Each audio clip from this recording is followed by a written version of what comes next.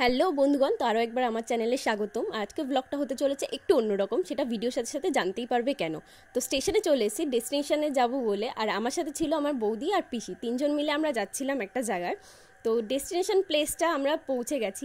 যেতেই চোখে পড়লো একটা সুন্দর কানের দোকান, তো সেখান থেকে কিছু কানের পছন্দ করে আমরা চলে গেছিলাম শ্যামনগরে কালীবাড়ি। স্টেশন থেকে শ্যামনগরে কালীবাড়ি বললে ঠিক পায়ে হেঁটে 5 মিনিট, কিন্তু গিয়ে আমরা দেখলাম যে মন্দিরের দরজা বন্ধ। তো আশেপাশে যে সুন্দর সুন্দর দোকানগুলো ছিল সেখানে কাকুর কাছে আমরা জিজ্ঞেস করেছিলাম, তাতে জানতে পারি 4টের সময় মন্দিরের গেট খোলা হবে আর পুজোটাও সেই সময় শুরু হবে।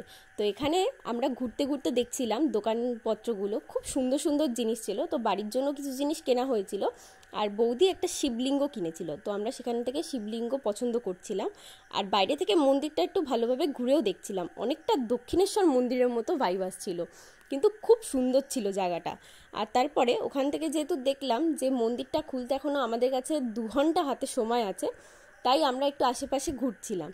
তাই তোমাদেরকেও জানিয়ে দিই, তোমরা যদি শ্যামনগরে কালীবাড়িতে কখনো পুজো দিতে আসো তো ঠিক 4টে বাজার আগেই আসবে, কারণ 4টে থেকে এখানে পুজো শুরু হয়। তো রাস্তা থেকে যাচ্ছিলাম যখন এই কাগজি ফুল গাছটা দেখে মনটা জুড়িয়ে গেছিলো। আর ঠিক মন্দিরের থেকে পায়ে হেঁটে 5 মিনিটের রাস্তায় ছিল গঙ্গার পাড়টা। ওখানে গিয়ে একটু বসেছিলাম, খুব হাওয়া দিচ্ছিল, একটু রোদ ছিল বলে গরমটাও বেশ ছিল। তাই আমরা একটু আইসক্রিমও খেয়ে নিলাম। ঠান্ডা ঠান্ডা আইসক্রিম খেতে কিন্তু বেশ ভালোই লাগে এই গরমে। এইভাবে নিজেদের মতো বেশ খানিক্ষণ সময় কাটানোর পর দেখি 4টে বেজে গেছে। তো 4টের সময় আমাদের মন্দিরটা খুলে দিয়েছে। মন্দিরের ভেতরে ঢুকতেই ডান দিকে বাবার মন্দির, আর একদম সোজা হচ্ছে রাধাকৃষ্ণের মন্দির। বাদিক দিয়ে চলে গেলে মায়ের মন্দিরটা পড়বে, আর ওখানে মায়ের মন্দিরের পাশে প্রত্যেকটা দক্ষিণেশ্বর মন্দিরের মতো বাবার এক একটা মন্দিরের ধাম ছিল, ছোট ছোট, খুব সুন্দর দেখতে লাগছিল। আর যেহেতু মায়ের ওখানে ক্যামেরা অ্যালাউ নেই, তো কোনো ভিডিও বা ফটো তোলা যায় না, তাই আমি কোনো ভিডিও ওরকম কিছু করতে পারিনি। কিন্তু বাইরে থেকেই তোমাদেরকে ঘুরিয়ে ঘুরিয়ে দেখাচ্ছিলাম যে মন্দিরটা কেমন।